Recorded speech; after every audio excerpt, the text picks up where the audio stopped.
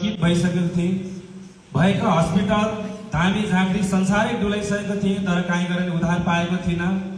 तर मलाई सत्य ईश्वर चिनाउनु भयो, मेरो आफ्नै माइली भाउजूले त ग्रहणसँगै गरिदिनु भयो। सीता थपेल एमएमले उहाँलाई ईश्वरको परिपूर्ण आशिष परिरहेको भन्न चाहन्छु।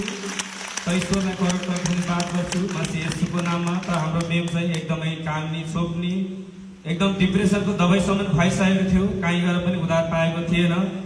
अन्तिम अवस्था भनेको हामीले अब पागल हस्पिटलमा लगेरै भर्ना गर्ने भन्ने हामी परिवारको योजना थियो। 1 वर्ष होइन, 2 वर्ष होइन, एकदमै 10औं वर्षदेखि चाहिँ ठेक्नै नसकेपछि मेमको कारणले गर्दा म पनि एकदमै कुलपमा फसेको थिएँ। जतिखेर नि तपाईँलाई थाहा छ, घरमा जब परिवार बिमारी भएपछि अन्तको जतिसुकै पनि लड्न सक्छ, तर घरमै बिमारी भएपछि काहीँ गएर आए पनि एकदम मनमा है घरमा यस्तो बिमारी छ भने जस्तो बच्चाहरूलाई पनि एकदम तनाव, बच्चाहरूको पढाइ लेखाइमा पनि तनाव, एकदमै समस्या थियो। जब मेरो माइली भाउजूले बाबु संसार लगिसक्नुभयो, काहीँ गरेर उद्धार पाएन। सच्चाइ भन्ने छ, सच्चाइमा गयो भने हरेक समस्याको समाधान सच्चाइमा हुन्छ। त्यहाँ त एकदमै हरेक प्यारालाइसिस भएकोलाई, दुइटै किडनी नहुनेलाई, हरेक बाटे गएर हरेक समस्यालाई नै परमेश्वरले ठिक गर्नुहुन्छ भन्दै गर्दा मैले त होइन यो क्रिस्चियन होला, मलाई क्रिस्चियन मन पर्दैन।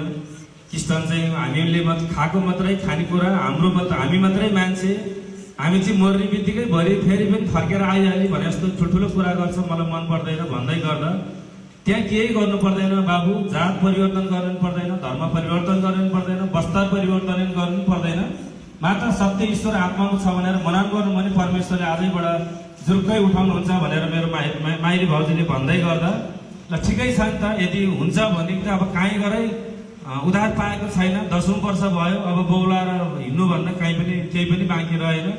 ल ठिकै छ नि त, गर्छु भनेर चाहिँ मेरो माइली भाउजूले बोलाइदिनु भयो। त्यति बेला लकडाउनको समय थियो, घरमै बोलाएर एकजना लिडर कपन हाइटमा जुट्ने एकजना सीता थपेल मेम चाहिँ हाम्रो दाइको घरमै बोलाएर जुन दिनबाट ग्रहणसँगै गर्यो, त्यसै दिनबाट परमेश्वरले त्यो बौलाउने, झाँक्ने, काम्ने, बौलाउने सबै मस्तीमा हट गराएर एकदम भलाकमा राखिदिनु भयो। यसमा ईश्वरलाई करोड करोड धन्यवाद गर्छु म चाहिँ यसको नाममा।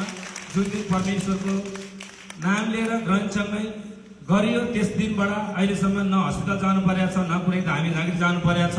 तर मेमको उद्धार सँगसँगै मलाई पनि 10औं वर्षको मेमको चाहिँ टेन्सनले गर्दा मलाई पनि एकदम बेलुका सुत्ने बेलामा चाहिँ 1-2 फुल खानु पर्थ्यो होइन, नखाइकन अलिकति कम्ती भने निन्द्रा लाग्दैन थियो। तर आज मलाई पनि बिना निसा, बिना रक्सी नखाइकन, कुनै पनि दबाई पानी नखाइकन आज परमेश्वरको महिमा गरेर हिँड्ने योग्यको बनाउनु भएको छ।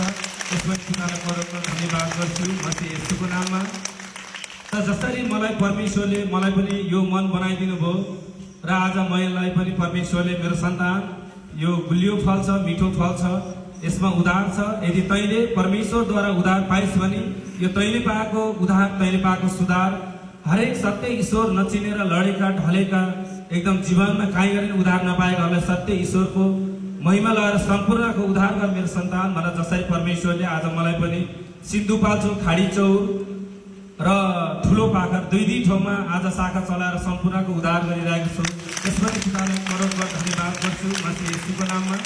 उद्धार मैले होइन, परमेश्वरले गर्नुभएको छ। तर पहिला मैले ठुलो पाखरमा मात्रै प्रकाश सर हजुरले भन्नुभयो, सर हजुर तपाईँलाई ईश्वरले चुन्नु भएको छ, त्यस ठाउँमा चाहिँ एकदम महिमाको जरुरत रहेछ, त्यहाँ लगेर महिमा